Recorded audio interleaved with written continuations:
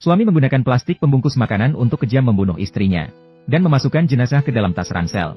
Lalu saat malam tiba, mengangkat jenazah ke bagasi mobil, membuangnya di tempat pembuangan sampah terbengkalai. Beberapa bulan berlalu, jenazah ditemukan oleh seseorang. Ketika ahli patologi membuka tas ransel, semua orang yang hadir merasa ngeri. Hanya melihat jenazah tertutup cairan berbentuk mentega.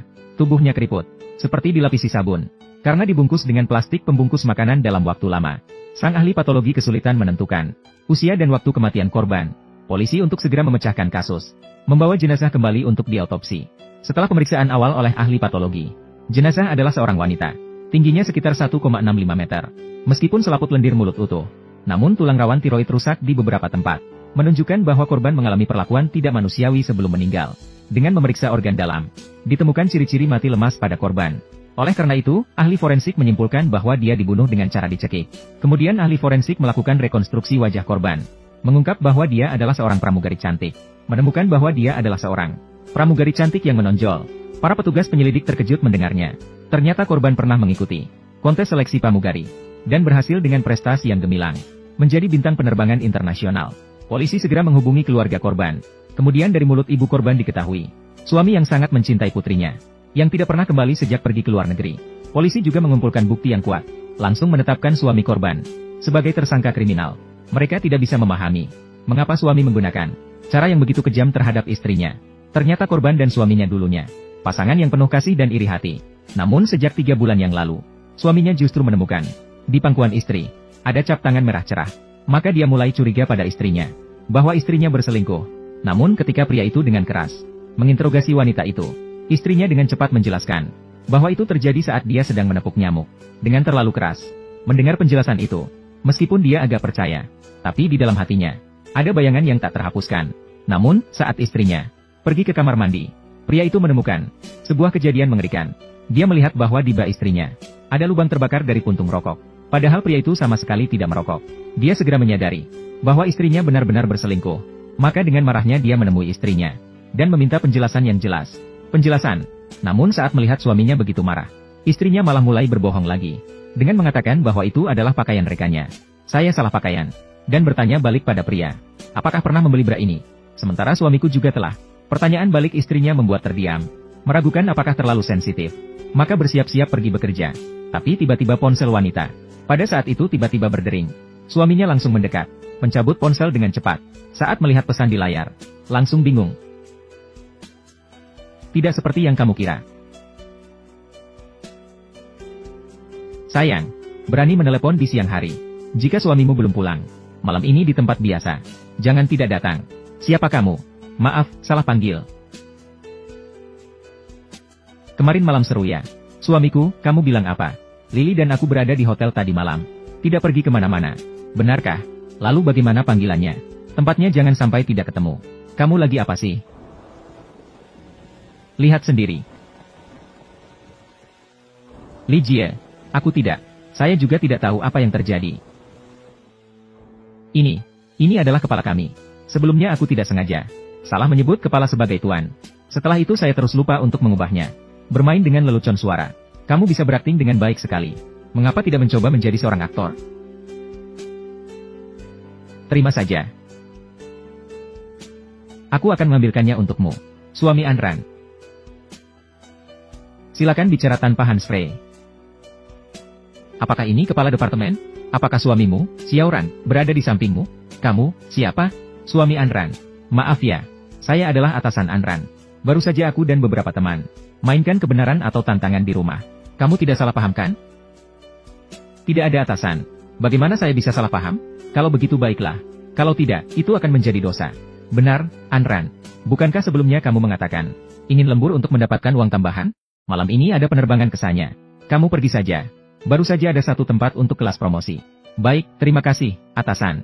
Kebenaran atau tantangan? Betapa kebetulan. Lanjutkan teriakannya padaku. Maaf, sayang. Seharusnya saya tidak berbicara terlalu keras. Sekarang bolehkah saya pergi lembur?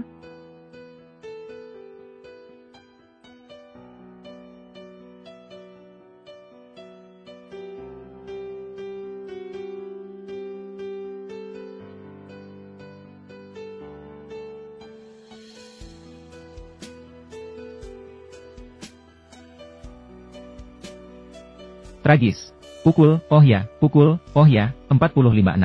Aku, halo, kamu. DFG ini. Halo, apa kabar? Tolong pesan 1 tiket untuk saya. Tiket pesawat kesannya malam ini. Tuan, malam ini tidak ada penerbangan. Besok siang ada 1 penerbangan. Apakah Anda membutuhkannya? Tidak perlu, terima kasih. Saya sudah bilang, bagaimana bisa kebetulan seperti ini? Ada pekerjaan lembur. Anran, kamu masih menipuku. Telepon itu terlihat familiar. Wang Qiang. Dia meminta Anda menjaga kakak ipar. Kamu memang menjaganya seperti itu. Chen Ge. Wang Qiang, keluarlah. Aku ada urusan denganmu. Tidak bisa, bro. Saya punya urusan malam ini. Mengapa kamu baru datang? Saya sudah menunggu setengah hari. Saya masih punya urusan. Saya akan menutup telepon dulu. Bro. Saya. Keponakan yang disayangi.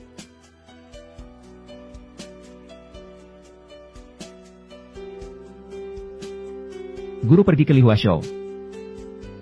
Sayang, saya sudah sampai di kantor. Tidur lebih awal, jangan begadang. Saya akan kembali besok. Selamat jalan.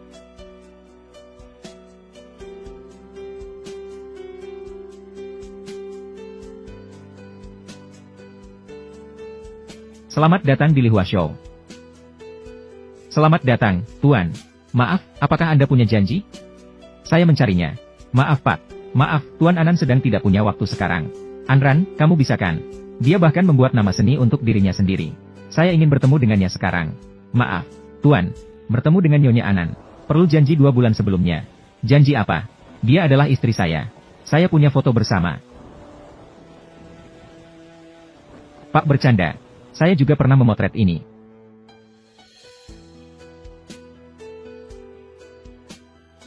Bagaimana kamu punya foto istri saya? Ini bukan Anan? Saudara, pandanganmu bagus. Kamu bilang apa? Ini adalah istri saya. Seperti sudah terbuka. Anjing menjilat menelepon.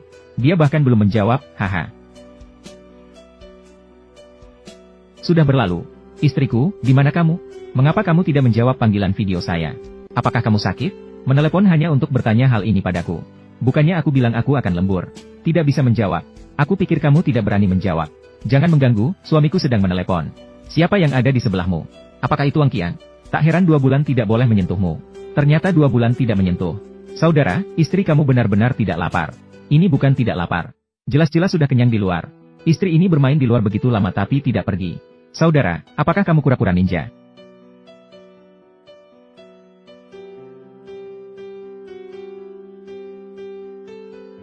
Rp10.000.